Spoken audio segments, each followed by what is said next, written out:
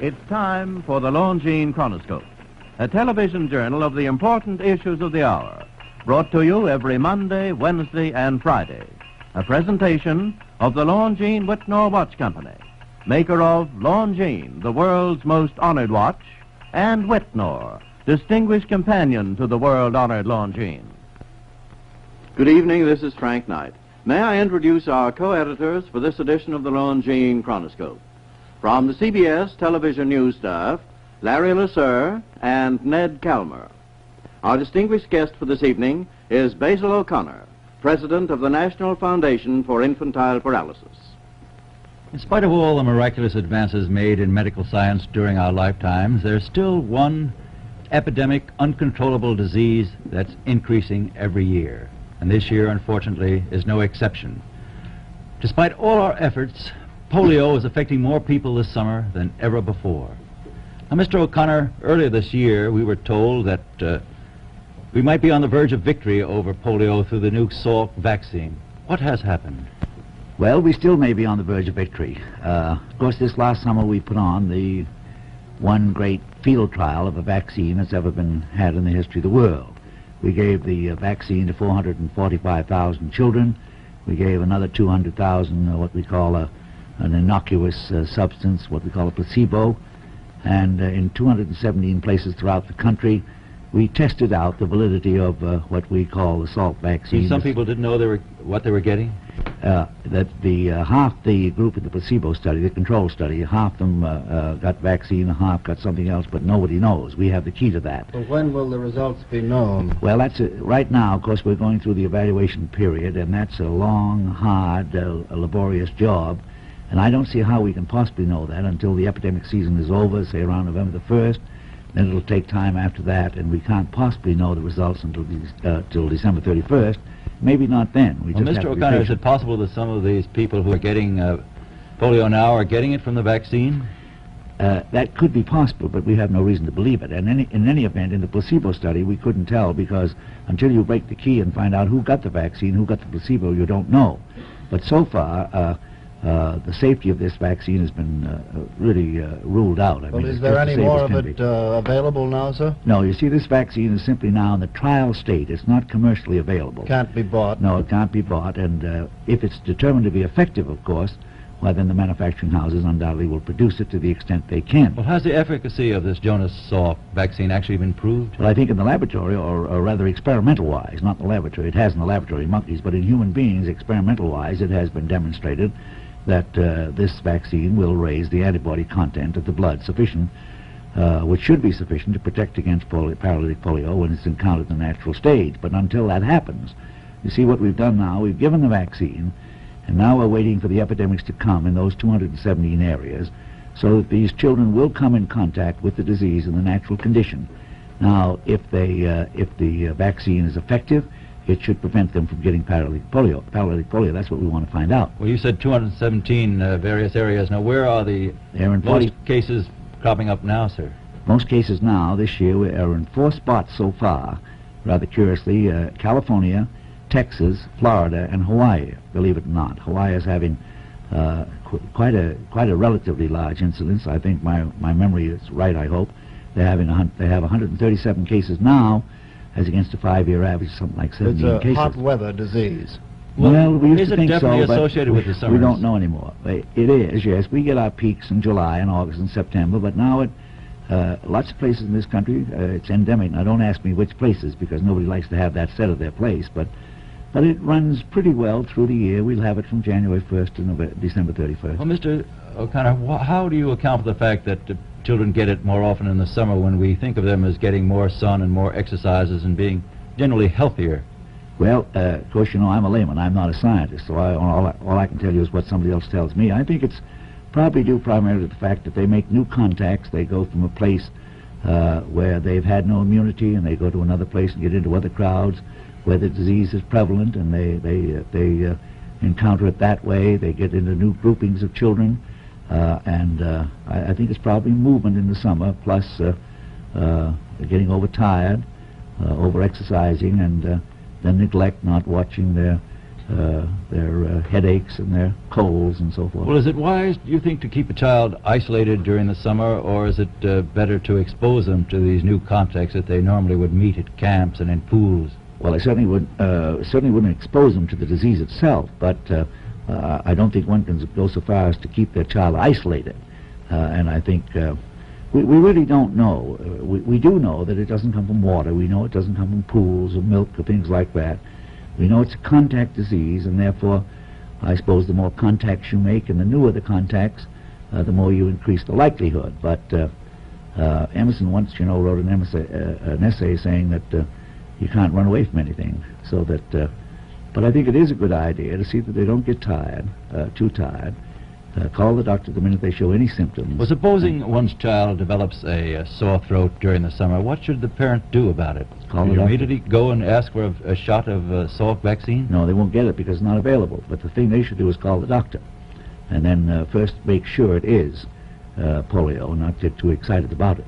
Sometimes it is and sometimes it isn't. And if there's a large family, Mr. O'Connor, what will the others immediately be exposed? I don't think there's any doubt about that. If you have one case in the family, the others in the family will all have had that virus. Now, they may not have paralytic polio, but they will have had the virus. Well, Mr. O'Connor, should you immediately take the child and send it away, or send the other children away to their grandmothers or to friends to get them away from the child which has polio, or the adult? I shouldn't think so. I'm not a doctor or a scientist, but I shouldn't think so. I think it would all depend on what the family doctor feels is their condition. How serious he thinks, whether they're going to be paralytic polio. If they're going to be paralytic polio, the hospital is undoubtedly the best place for them in some cases, not all cases. If they look like they're going to be an abortive case, why, they're just as well as home as they are anywhere else, provided they're put to bed and get over the early symptoms. Well, Mr. O'Connor, you're talking about the Salk vaccine this summer. And last year there was a tremendous run on what was called the gamma globulin. That's right. Now, the United States Public Health Service, I understand, doesn't feel that gamma globulin is effective anymore. No. They never said, the public health never said that. No. What happened was a committee that was set up by the Public Health Service made a report out of Atlanta that said the use of gamma globulin in family contacts was no good, and we always said that. There never was any basis for believing it was any good. And then they said that the use of gamma globulin in mass prophylaxis, giving it in the mass, all they said was that as it was used last summer, they couldn't draw a conclusion whether it was good or not. But the fact remains that the only scientific test, the control test made by Dr. Hammond in 51 and 52, which we paid for in the National Foundation, that scientific test still proves that gamma globulin given at the proper time before the virus gets into the host, and the proper kind of gamma globulin will protect from originally for 5 weeks, but his recent work in the laboratory shows that it will protect for 8 weeks. So the only scientific evidence that exists shows that gamma globulin is as effective as it ever was and will protect temporarily against paralytic polio. Now, it is available. The public health men have it. There will be a demand for it this summer, and it should and it will be used. But all that report said was that used in the contact method, you remember I've just said that once you have a case in the family, they've all got the virus. Well, obviously, giving them gamma globulin then won't help them any, and that was well known, and why it was ever used that way, we never could understand. Well, do I understand, sir, that you cannot get a inoculation or a vaccination from the Salk vaccine now, but you still can get an inoculation of gamma globulin? That's right. There's about 2 million shots of gamma globulin available in this country. And that's been distributed among the public health men, not all of it, but it's available. Half of it's gone out or is available. The other half will be available when the public health men want it.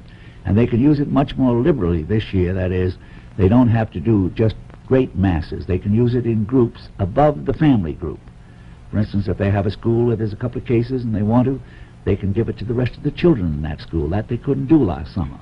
So it can be used much better, much more quickly this summer. And they have it, and to the extent they have it, to be sure, still in limited supply, there will be a demand for it, and it should be used. They've used a lot of it in Florida, and I think the reports out of Florida are going to be very encouraging as to the use of gamma globulin when it is used in the proper time and in the proper way. Tell us, Mr. O'Connor, how did you get into this work in the first place, and when was that? President Roosevelt. We were law partners, and we went down to Warm Springs in 1924. That's the first time he went down When there. he got polio, you mean? When he contracted it? He got polio in 21. Yes. And then he got interested in Warm Springs. They had a pool there with hot water, and he went down to look the place over, and I went down with him.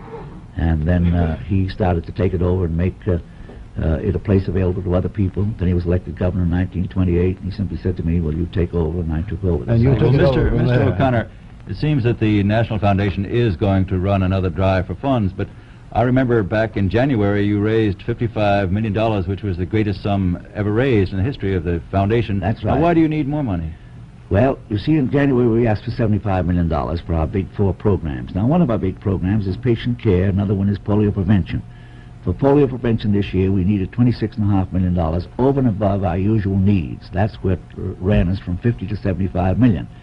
Now, our patient aid program, that's where we give aid to those who need it financially, runs for approximately $29 million. Now, unless, our professional education and scientific research program runs 19. If you'll add those up, you'll get 75. Now, we did not get 20 of that 75, and if we do not have it, we can't carry out those programs. Now, see what that would mean in patient aid. That would mean that we cannot give the patient aid that we always have given for 16 years. You're giving patient aid to people who have already incurred polio? That's right. And how long does that patient aid last? Well, it can last anywhere from 30 days to an indefinite period of time, 3, 4, 5, 6, or 10 years, really, depending on the case. As a matter of fact, we spend, in the last 5 years, we spent half of our money on patient aid on old cases, what we call old cases, and the other half on current cases. Now, if we don't get this $20 million, we simply can't take care of those patients. And that would be a catastrophe, because that would mean that patients that were cared for might eliminate some of those crippling effects, which they may not eliminate if we can't care for them. You still feel that we are on the verge of victory over this dread disease? I don't have any doubt about it. I think we're very hopeful that this Salk vaccine will prove to be effective. And that if it does, of course, that'll be the answer to that. We'll still have a tremendous load of back cases that we'll have to take care of, and we'll have refinements to make in the vaccine. But unless the immunology of polio is entirely different from every other disease, we feel very encouraged about the success of this vaccine. Well, thank you very much, Mr. Nice O'Connor, for coming here tonight. Fine. The opinions expressed on the Longines Chronoscope were those of the speakers. The editorial board for this edition of the Longines Chronoscope was Larry Lasser and Ned Calmer. Our distinguished guest was Basil O'Connor, president of the National Foundation for Infantile Paralysis.